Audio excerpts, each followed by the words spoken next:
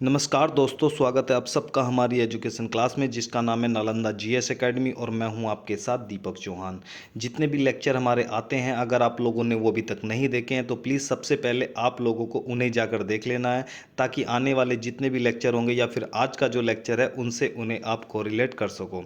आज का लेक्चर आप लोगों के लिए काफ़ी ज़्यादा हेल्पफुल रहने वाला है। उससे पहले अगर आप लोगों ने वीडियो को लाइक नहीं किया है, दोस्तों को शेयर नहीं किया है, तो जल्दी से लाइक कर दें, दोस्तों को शेयर कर दें और अगर आप चैनल पर नए हैं तो चैनल को सब्सक्राइब कर लें, बेल आइकन को भी प्रेस कर दें ताकि आने वाले जितने भी लेक्चर होंगे उनके जो नोटिफिकेशन है वो आप लोगों को टाइम टू टाइम मिलते रहें।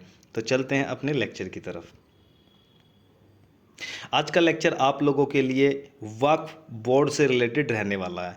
आप जानते हो कि वक्फ बोर्ड जो है वो आज चर्चा का विषय बना हुआ है। अब ये वक्फ बोर्ड है क्या और इसमें संशोधन की आवश्यकता है क्यों और ये चर्चा में क्यों बना हुआ है, ये हम देखने वाले हैं। आप यहाँ पर देख सकते हो एमपी वक्फ बोर्ड। आप हर स्टेट में, लगभग हर स्टेट में एक बोर्ड का गठन आप देख सकते हो। एक बोर्ड आज भी एग्जिस्ट करता है हर राज्य के अंदर। तो ये क्या है और ये बिल क्या है, इसके बारे में आज हम चर्चा करने वाले हैं। ये भारत की संसद है, ये पार्लियामेंट है। इसे लेजिस्लेटिव भी कहा जाता है, विधायिका भी कहा जाता है। इसके 3 पार्ट होते हैं। अब ये नई बिल्डिंग है, ये आप देख सकते हो।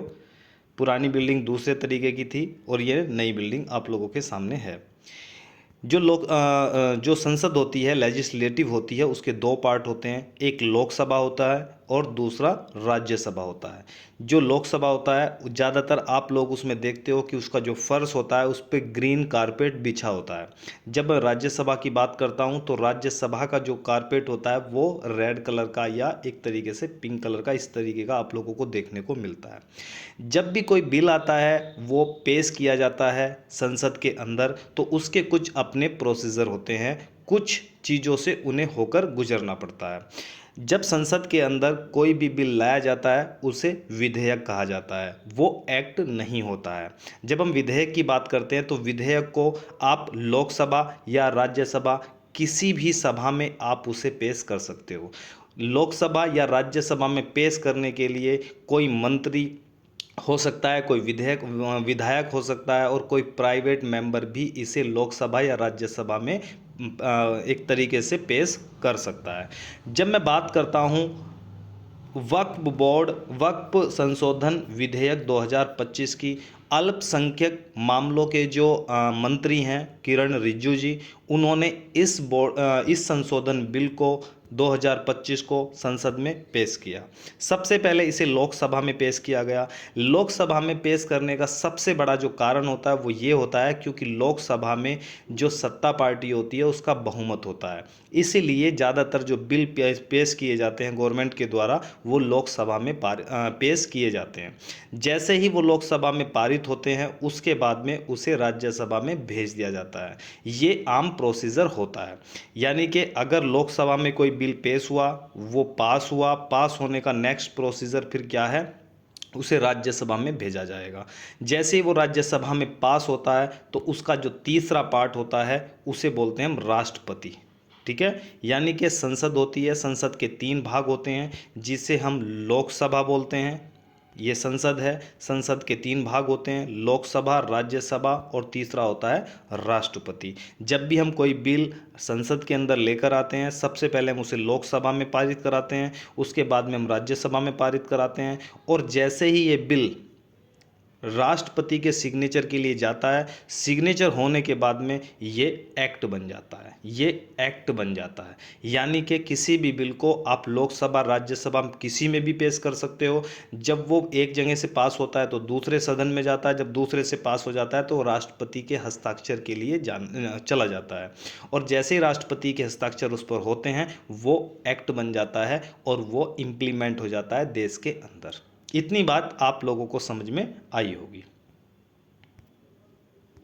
अब हम बात करते हैं कि जो वक्फ बोर्ड है वो है क्या, ये मसला है क्या, इसके बारे में थोड़ा सा हम चर्चा कर लेते हैं। आप जानते हो कि जिस तरीके से हिंदू धर्म की हम बात करते हैं तो हिंदू धर्म में किसी भी विशेष उद्देश्य के लिए, चाहे मैं एजुकेशन की बात करूं, चाहे मैं एजुकेशन की बात करूं, चाहे मैं धर्म की बात करूं, चाहे मैं समाज सेवा की बात करूं, किसी भी विशेष उद्देश्य के लिए, एक वेलफेयर वर्क के लिए ट्रस्ट बनाया जाता है, आप जानते हो भली भांति। उस ट्रस्ट का निर्माण जिस प्रकार किसी उद्देश्य के लिए हिंदू धर्म में किया जाता है, उसी प्रकार इन कार्यों के उद्देश्य के लिए मुस्लिम धर्म में मुस्लिम समुदाय द्वारा एक वक्फ बोर्ड बनाया जाता है। ठीक है, ये बात आप लोगों को समझ में आई होगी। जिस तरीके से ट्रस्ट का जो संचालन होता है वो ट्रस्टी करता है, उसी प्रकार जो इसका संचालन होता है वो वक्फ या मुतवली करता है। ये आप लोगों को चीज़ें समझ में आनी चाहिए। अब हम बात करते हैं कि ये है क्या, इसका कॉन्सेप्ट आया कहाँ से। हम जानते हैं कि विश्व भर में जो दान पुण्य का कॉन्सेप्ट है वो हर धर्म में प्राचीन काल से चला आ रहा है। गीता में भी सात्विक दान की जो चर्चा है वो हमें मिलती है। और कई बार हम सिख धर्म में भी, अगर आपके कोई जानने वाले सिख हैं तो उनसे पूछना, वो भी बोलते हैं कि दसोण, क्या बोलते हैं, दसोण, यानी कि जो भी आप अपनी ईमानदारी से कमाते हो उसका 10वां हिस्सा आप लोगों को दीन दुखियों की मदद में करना चाहिए, ये सिख धर्म बोलता है। यानी कि हर धर्म में दान पुण्य जैसी चीज़ें हर धर्म में बताई गई हैं, इसलिए ये कॉन्सेप्ट यहाँ से आप लोगों को देखने को मिलता है। इसी प्रकार जब हम इस्लाम धर्म की बात करते हैं तो इस्लाम धर्म में इसे जक़ात या सदका बोला गया है, जक़ात या सदका इसे बोला जाता है। इसके अलावा इस्लाम धर्म में एक और कॉन्सेप्ट आता है जिसे हम बोलते हैं कॉन्टिन्यूअस चैरिटी। कॉन्टिन्यूअस चैरिटी, अब कॉन्टिन्यूअस चैरिटी का थोड़ा सा मतलब समझ लेते हैं। पहले राजा महाराजा जो थे वो क्या करते थे कि वो ज़्यादातर रस्तों में कुएं खुदवाते थे या फिर एक तरीके से हॉस्पिटल बनवाते थे, ताकि जो राहगीर होते हैं वो उन्हें पानी मिल सके, वो प्यासे ना रहें। और दूसरी चीज़, उन्हें अगर उनका स्वास्थ्य सही नहीं है, पैदल चलते चलते या यात्रा करते करते उनकी तबीयत खराब हो चुकी है, स्वास्थ्य खराब हो चुका है, तो उनका जो ट्रीटमेंट है वो किया जा सके, इसलिए ये चीज़ें की जाती थी। तो ऐसा माना जाता था कि अगर आप इन कुओं को खुदवाने के लिए जो पैसा खर्च जिसने भी किया है, जब तक इस कुएं से वो राहगीर या कोई भी व्यक्ति पानी पीता रहेगा, उसकी हेल्प लेता रहेगा, तो जब तक ही इससे जो भी इन लोगों के दिल से दुआ निकलेगी, तो जिस व्यक्ति ने बनवाया था उसके पास ये दुआ तब तक ही जाती रहेगी, ये रुकेगी नहीं। यानी कि इसने जो कार्य किया उसका लाभ इन लोगों को बिना रुकावट के मिलता रहेगा, और ये लोग जो दुआ देंगे उसका जो पुण्य है वो मरने के बाद भी उस व्यक्ति को मिलता रहेगा। इसी वजह से ये वक्फ का कॉन्सेप्ट आप लोगों के सामने आता है, इसे बोलते हैं कॉन्टिन्यूअस चैरिटी। मतलब यदि कोई व्यक्ति अल्लाह के रास्ते में कोई ऐसी चैरिटी करता है जिसका फ़ायदा गरीब बेसहारा लोगों को मिले, और उसके बदले में उन लोगों की दुआ चैरिटी करने वाले व्यक्ति को मरने के बाद भी प्राप्त होती रहे, वो रुके ना, इसी कॉन्सेप्ट को सदकाए जरिया कहा जाता है। समझ में आ गई बात। अब इसका कॉन्सेप्ट आया कहाँ से वो थोड़ा सा देख लेते हैं। बात है 2000 बीसी की, 2000 बीसी की, जब हजरत प्रॉफिट इब्राहिम और हजरत प्रॉफिट इस्माइल, ये दो व्यक्ति थे, हजरत प्रॉफिट इब्राहिम और हजरत प्रॉफिट इस्माइल ने मक्का के अंदर, जो आप देखते हो कि सऊदी अरब में एक स्थान है जिसे मक्का बोला जाता है, आपने सुना भी होगा कि मक्का की यात्रा के लिए लोग हज करने जाते हैं सॉरी। तो इन दोनों ने क्या किया, जो लोकल स्टोन थे उनका इस्तेमाल करके काबा शरीफ को बनाया सॉरी गले में काबा शरीफ को बनाया ताकि लोग यहाँ आके खुदा की इबादत कर सकें। इस काबा शरीफ में सदकाए जरिया के दो सिद्धांत हमें देखने को मिलते हैं, वहाँ फॉलो आज भी हो रहे हैं।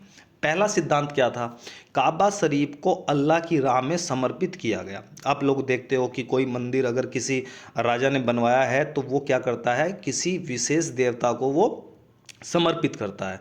उसी तरीके से जो काबा था, काबा शरीफ को सदकाए जरिया को काबा शरीफ को इन्होंने क्या किया, अल्लाह की राह में समर्पित कर दिया।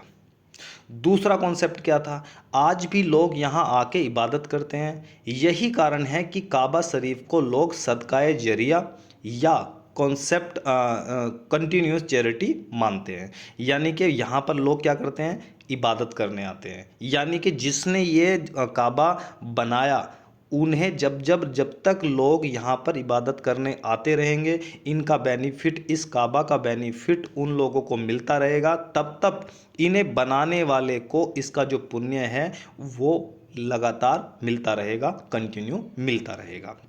तो वहीं से सबसे पहले जो काबा है उसे ही क्या माना गया, पहला वक्फ माना गया। यानी कि कुरान में वक्फ जैसा कोई भी वर्ड हमें देखने को नहीं मिलता है, लेकिन पहला जो वक्फ दुनिया भर के सामने आया, जो दुनिया भर में हम देखने को मिलता है, उसे बोला जाता है काबा शरीफ।